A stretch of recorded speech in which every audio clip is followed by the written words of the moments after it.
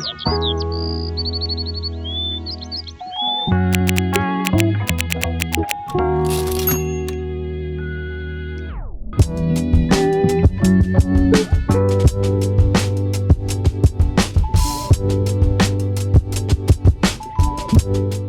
would say you have to actually walk around your house, take away the personal thing. So walk around your house and think, if I was walking around this house as a potential buyer, what would I see in this room?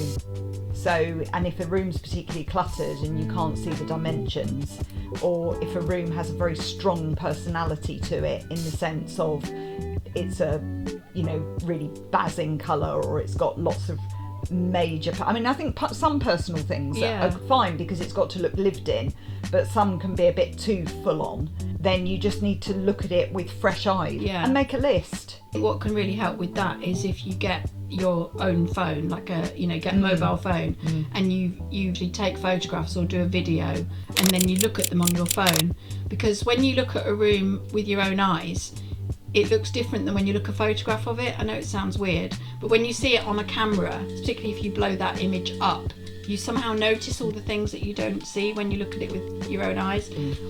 Or another thing would be to get a friend. If you've got a friend that you trust, and who'll be honest, and can say, what would you change about this house?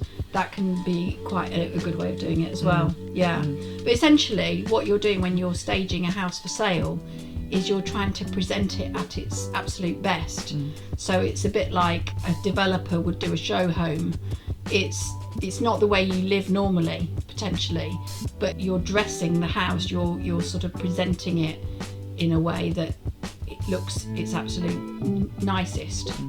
And the first thing to get people to the house is to have the photos look good. So getting it ready for the photography is a big thing, isn't it? And I think the other thing, because there's a difference between staging a property that's empty and staging a house that you're still living in.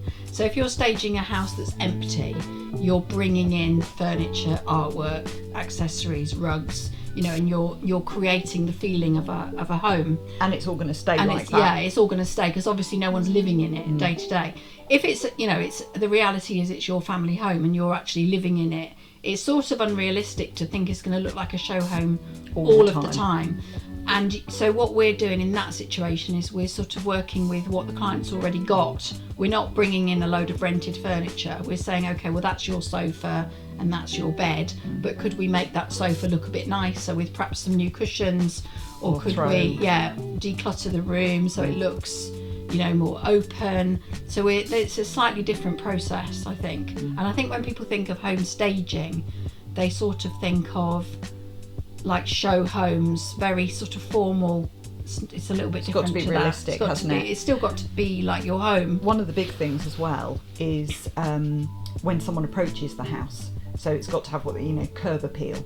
And that means, having a clean front door and maybe a fresh plant out there or something to make it look cared for from the moment you come up to the front door. People make their minds up within 7 seconds of walking through the front door. Now, it could be 6 seconds, it could be 8, 10, it doesn't really matter. But the point is that generally speaking, people walk in the front door and they immediately get a feel for, I like this house, it feels nice, it smells nice, it appeals to me. And it's that moment of that it's sort of instantaneous moment. That's when you're staging a property, that's what you want to achieve, is that they walk through the front door and they go, I could live here. I could live in this house. It's got to be welcoming. Yeah. Okay. What you've got to weigh up is what you spend on marketing the house effectively, you get back from selling the house. And if someone goes into a house and sees it looking maybe a little bit run down, needs a lick of paint or something like that, they will knock 20 grand off the asking price immediately. It's I've got to do work to it, I'm going to knock it down. Whereas in reality, to paint an entire house is only going to cost a couple of £1,000. You're weighing that off against how much someone's going to knock you down. And it's an investment It as well, is an investment, yeah. And the longer a property stays on the market unsold, the more that it's like if you looked at it as a graph, you get a lot of interest to begin with, and then interest tends to wane. And the longer that property stays on the market, the more people, they get bored of it. People get bored of seeing it on the listings. Seeing it over and over again. And an interest will start to wane, and then you get a thing of where it's not selling, and then the estate agent will say, oh, you should drop the price. But you're not going to drop the price by less than, say, 20,000. So you think, well, okay, I've dropped the price by 20,000. That's £20,000 I've actually lost. Whereas if you spend, say, 5,000 on staging it, as Sue said, you get that money back when you sell it, because you can increase the asking price, or you can stick out for a higher offer. So it's thinking of it as an investment and not a cost.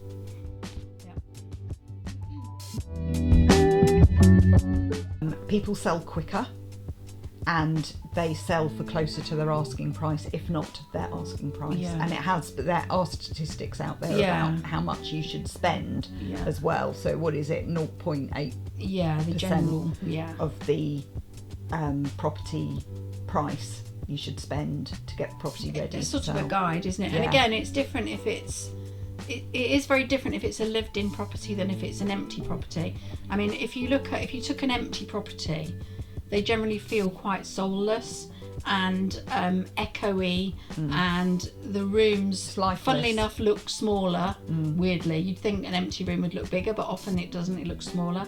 So that's what when you're staging it, that's the difference you're making, is you're taking an empty box and turning it into a home.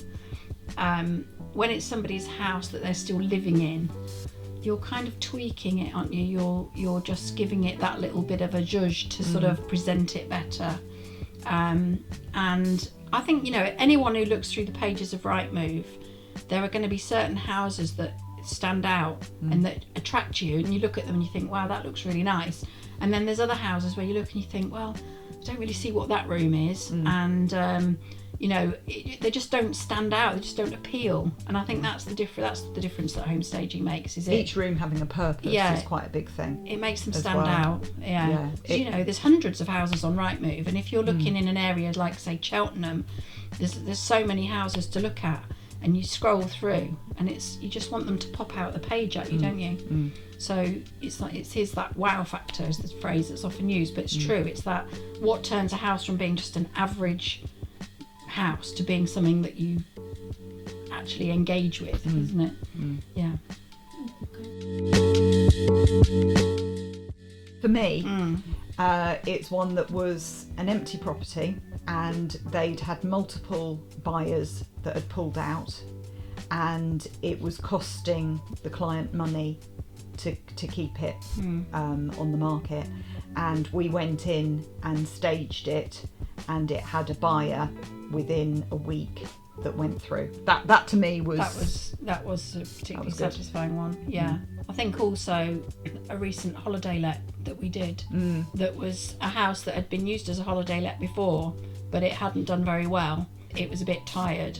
It had the bones of being a really nice house, but the overall impression was quite sad, really, because it was a bit of a mishmash of furniture and that sort of thing. And we went in and staged it, brought it together and made it look a lot more cohesive, and we were able to use some of the owner's existing furniture and things, but bring like a fresh touch to it.